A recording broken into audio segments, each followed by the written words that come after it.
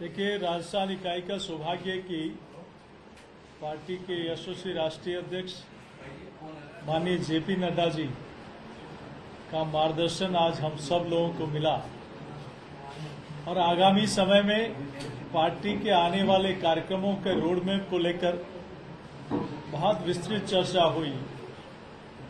जन आक्रोश यात्रा से लेकर नहीं सहेगा राजस्थान, 1 तारीख को जयपुर में होने वाला बड़ा कार्यक्रम और आगामी अगस्त सितंबर आगामी आने वाले महीनों में कार्यक्रमों की रोडमैप और रूपरेखा बनी, उन सब के बीच में सबसे चर्चा हुई। नहीं सहेगा राजस्थान कैंपेन आज हम लोग बैठे हैं तो आप लोगों के माध्यम से ध्यान में आया कि आज राजस्थान में 20 जिलों में ऐसी घटनाएं हुई हैं जो रेप और हत्या, दुष्कर्म, तुष्टीकरण इस घटनाओं से प्रेरित है।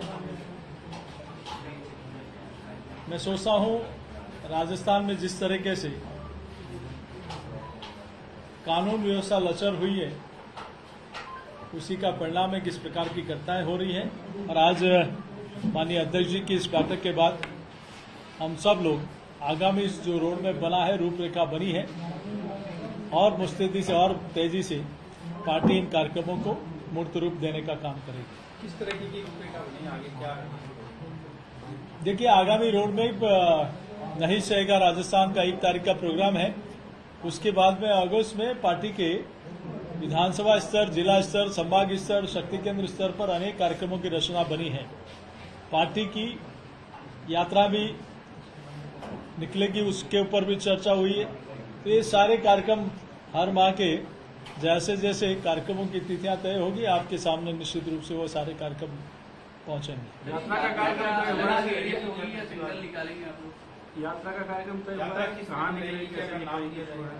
वो यात्रा का नाम और स्थान जल्दी आएगी, 3 स्थानों से निकलेगी और वो सारी उसकी बहुत विस्तृत तिथियां और सारे स्थान आप लोगों के बीच में जल्दी देंगे।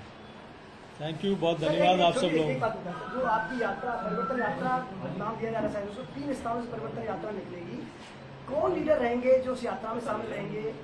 क्या 2 लीडर एक साथ रहेंगे, 1 लीडर रहेंगे, क्या पूरा राजस्थान कांग्रेस किस तरह का थोड़ा यात्रा है? वो सारी उसकी विस्तृत जानकारी आपको जल्दी भेज देंगे। चुनाव आप लोगों के चुनाव की मीटिंग है एक तरीके से, क्या कोई चेहरे पे जाएंगे या आप लोग मोदी को ही चेहरा मान रहे हैं? इसकी चर्चा आपके सामने कई बार हो चुकी है। इतनी लंबी मैराथन मीटिंग हुई है। देखिए, चुनाव में अलग अलग समितियां बनती है और वो जल्दी उनकी जानकारी भी आप लोगों के बीच में आएगी, क्योंकि चुनाव एक छोटा विषय नहीं है। उसके प्रबंधन समिति से लेकर उसके साथ अनेक कमेटियां बनती हैं, उनके बारे में भी जल्दी आपको जानकारी। महिला अपराध पर से घेराव करेगी बात?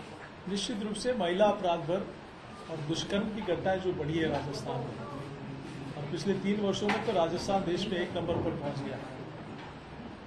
और उसमें कुछ लोग मणिपुर की घटना को लेकर बार बार जिक्र करते हैं। तो माननीय प्रधानमंत्री जी ने बहुत कड़ा और सख्त रूप उसमें अपनाया है। लेकिन आप क्या कर रहे हैं? 2 पक्ष हैं।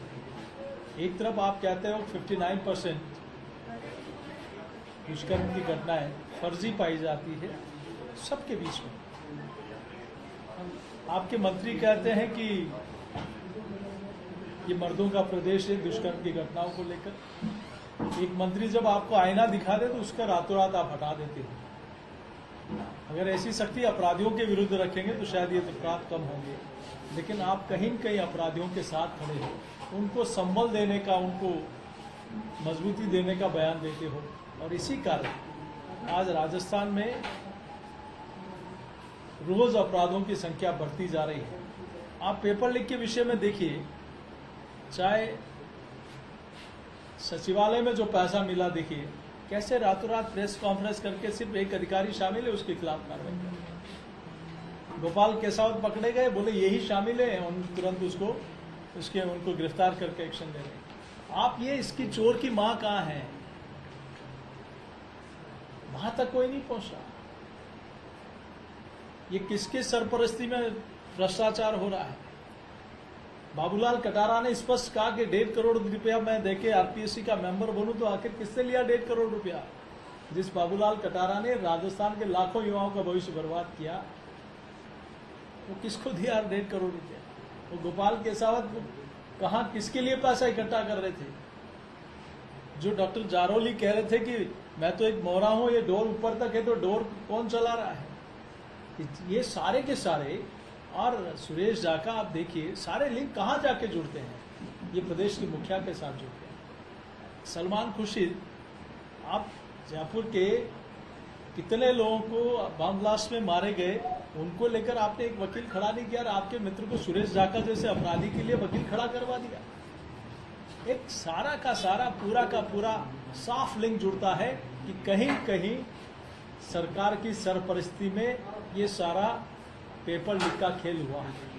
डायरी को लेकर भी कोई आंदोलन खड़ा किया जाएगा, और मुख्यमंत्री कह रहे हैं कि फालतू की बात से कोई डायरी नहीं है, तो आप बीजेपी ने कुछ स्ट्रेटजी बनाई है कि इसको और आगे तक लेके जाए? देखिए, मैं आप ही लोगों को कोट करता हूं। धर्मेंद्र राठौड़ जी ने कहा कि हाँ, मेरे यहां से लाल डायरी गई। अशोक गहलोत जी ने स्पष्ट कहा कि मेरी सरकार राजेंद्र गुड़ा जी की वजह से बची, और आप ही लोगों के माध्यम से पूरे देश की जनता ने देखा कि कैसे लोग गए, वहां झगड़ा किया, वो कागजात और डायरी लेकर भगे। तो स्पष्ट है कि उस डायरी में आपके काले कारनामे छुपे हैं। आपका दिल्ली तक का किसके साथ ट्रांजैक्शन होता है, वो सारे काले कारनामे यहाँ हैं। यहाँ क्या खेल आप करते हैं, वो सारे काले कारनामे यहाँ हैं। तो आज काले आपने अशोक गहलोत जी ने राजेंद्र गुड़ा जी के बयान, जो सचिन पायलट जी की सभा में कहा कि सरकार में 50% दिए बिना कोई काम नहीं होता, आपने तब नहीं हटाया। अनेक बार आपके खिलाफ स्टेटमेंट दी, आपने तब नहीं हटाया। तो आखिर दाल डायरी में क्या है जिसके बारे में बोलते ही आपने रातों रात हटा दिया? तो कहीं कहीं इस सरकार का सीधा सीधा लिंक इस दाल डायरी से जुड़ा है। मुख्यमंत्री जी को सामने आके इसके बारे में बताना चाहिए। तब संगठन को मजबूत किया जा रहा है। 13 जो राष्ट्रीय उपाध्यक्ष जो है उनकी नियुक्ति की गई है, और संगठन को जो राजस्थान में एकजुटता का संदेश दिया जा रहा है, उस पर क्या चर्चा है? राजस्थान तो एकजुट है, सब लोग पार्टी के कामों में, पार्टी का व्याप बढ़ाने के लिए, पार्टी के कार्यक्रमों में सब लोग साथ हैं, और सभी हम लोग प्रयास यही है हमारा कि हम सब वरिष्ठ लोगों के, नेताओं के मार्गदर्शन में इस पार्टी को और मजबूती देने का काम कर रहे हैं। और ये विश्वास है कि राजस्थान में अब तक की ऐतिहासिक मैंडेट के साथ, बहुमत के साथ सरकार बनेगी। ये जनता का मन बन गया है। जनता ने, क्योंकि 2018 में सिर्फ कुछ फर्जी बातें, जो वादा खिलाफी, जो वादे किए थे कि हम सरकार में आएंगे तो हम ये हम आप लोगों के लिए करेंगे, जनता की भावनाओं के साथ खेला है कांग्रेस ने, और अब फिर वही प्रयास कर रही है। तो काट की हांडी बार बार नहीं चढ़ती। जनता इस बार कड़ा सबक सिखाने वाली। क्या 163 की टारगेट को आगे बढ़ाएंगे? 163 का टारगेट है पार्टी, पहले 163 सीट हम नहीं, जनता बढ़ाएगी। और ऐसा सबक, क्योंकि वादा खिलाफी, किसी की भावनाओं के साथ खेलना, आज किसान की, कितने किसानों की जमीन नीलाम हो गई, कौन जिम्मेदार है उसका? आज कितने युवाओं का भविष्य बर्बाद हो गया, कौन जिम्मेदार है इसका? महंगाई आपने कहां तक पहुंचा दी, कौन जिम्मेदार है उसका? दुष्कर्म की घटनाएं इतनी बढ़ गई राजस्थान में, कौन जिम्मेदार है इसका? दलित अत्याचार बढ़ गया, कौन जिम्मेदार है इसका? तो कहीं कहीं जनता के मन में आक्रोश है, गुस्सा है कि सरकार को हमेशा हमेशा के लिए विदाई देनी है। सर, आंदोलन की रूपरेखा तो बनी है, आपके उम्मीदवारों को चयन को लेकर भी कुछ रूपरेखा बन रही है क्या? देखिए, चुनाव आएगा तो धीरे धीरे प्रक्रिया के तहत उन पर भी हमारी कमेटी विचार विमर्श करेगी। तो जैसे ही सर्वेस कह रहे हैं कि बीजेपी आगे, ऐसे जितने भी सर्वेस अब तक सामने आया है उनमें 130 सीटें दे रहे हैं। आपका क्या आकलन है अब तक राजस्थान को मैं लेकर? फिर कह रहा हूं आप लोगों के सामने, राजस्थान में अब तक का सबसे ऐतिहासिक मैंडेट भारतीय जनता पार्टी को मिलेगा।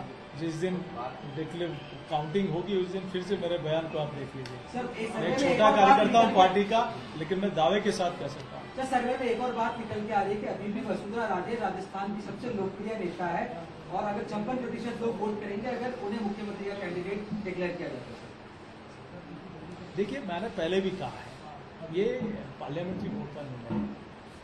तो ऐसे में भारतीय जनता, आज सीपी जोशी अध्यक्ष बना है तो उसके पीछे पार्टी है और पार्टी ने ये दायित्व दिया है, तो निश्चित रूप से यहाँ सब लोग मिलकर एक पार्टी है। तो मैं सोचता हूँ एकजुटता से और सब लोगों के, वरिष्ठ लोगों के मार्गदर्शन में पार्टी बहुत अच्छा प्रदर्शन करेगी। बहुत धन्यवाद। सर, कब तक मीटिंग है बता दो, आप ऑफिसर बता दो, कब तक मीटिंग?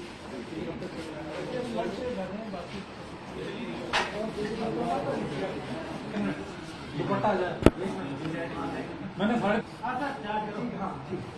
आज की बैठक को लेकर अगर देखा जाए तो नड्डा जी आए हैं, किन बिंदुओं पर चर्चा हुई? बैठक के विषयों के ऊपर तो शायद नोट आ गया। मैं एक दूसरे विषय पर आपके सामने आया हूं। राजस्थान में कानून व्यवस्था पूरी तरह जमीन पर आ चुकी है, जंगल राज है।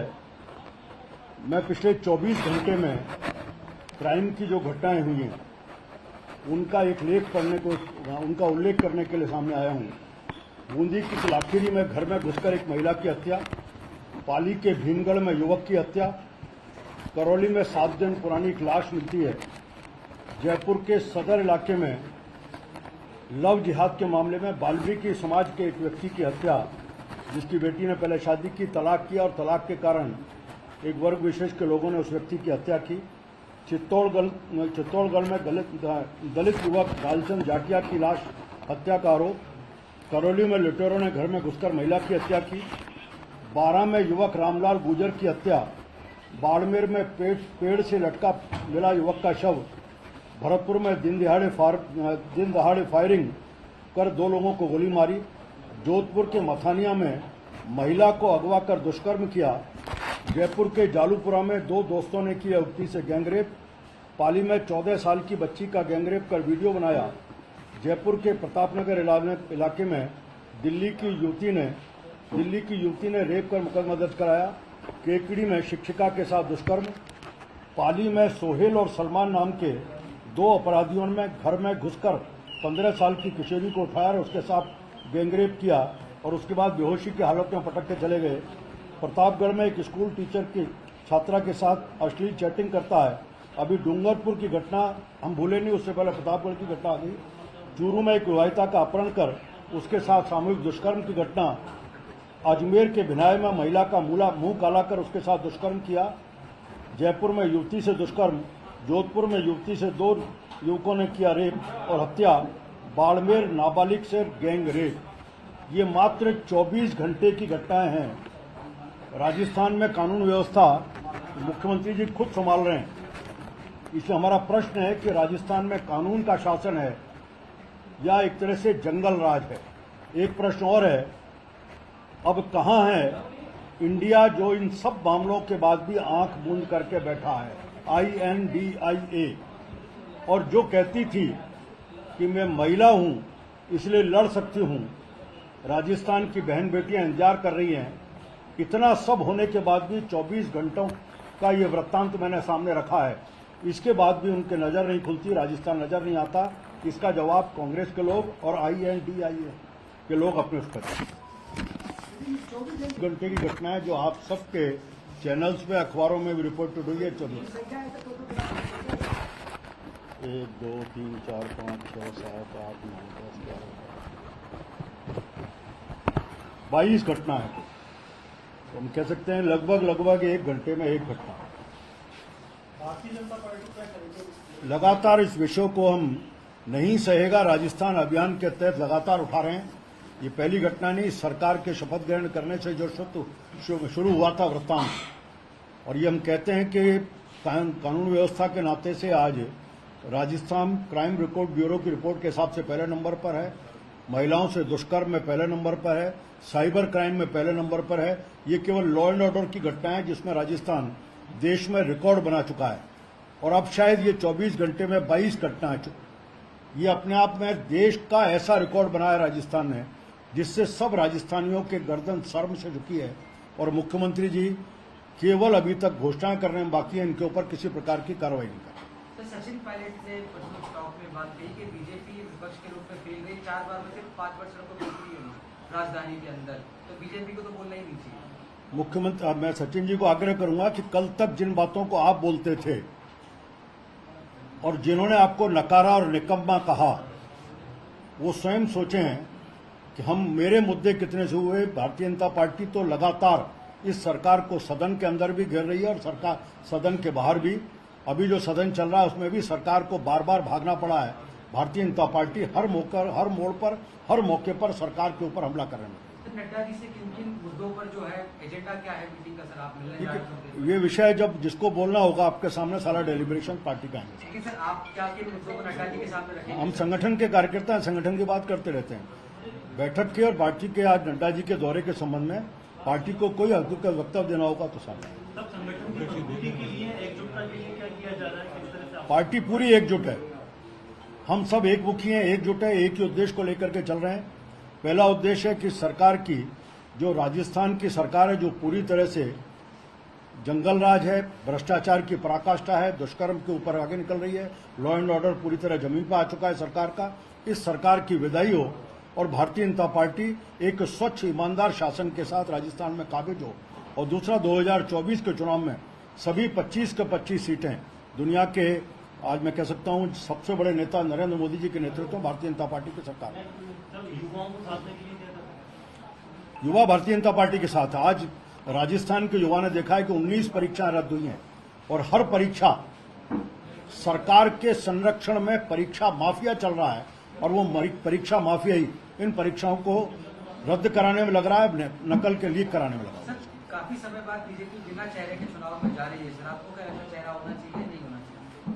नहीं, मुझे याद आता है कि आप अगर 2003 से पहले का कालखंड देखें, इनके बाद की बात करें, मैं इसलिए मैंने तो इतिहास बताया है और चाहेंगे तो मैं जनसंघ का इतिहास भी बता दूंगा कि हम इतिहास देखें तो 2003 से पहले भारतीय जनता पार्टी के लिए से चेहरे से नहीं जाती और अभी भारतीय जनता पार्टी ने, जहां तक बात है, अभी तक पार्टी ने कोई चेहरा तय नहीं किया है।